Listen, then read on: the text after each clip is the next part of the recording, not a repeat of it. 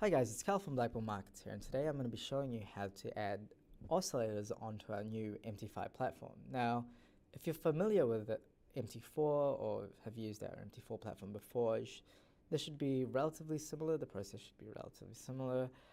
If not, then here it is. So all you have to do is go to Insert and click Indicators. Now, there are two types of indicators that we want to look at today. One's the trend indicator and the other type is the oscillator. So for example, if we click trend indicator, let's say click moving average, you can set the parameters of the moving average. Let's say we'll do a period of 30 and we'll click OK. As you can see, the trend indicator puts a line or like a type of indicator on the actual chart of the currency pair.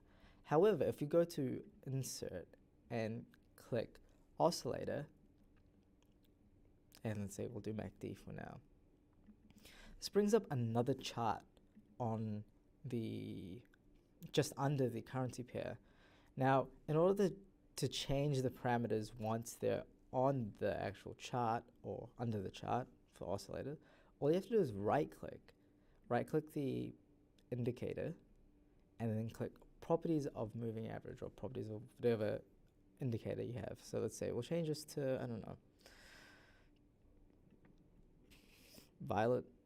Okay, that changes to violet, and let's say we click this, right-click this, and we'll change this to 20. Kind of just change the whole narrative.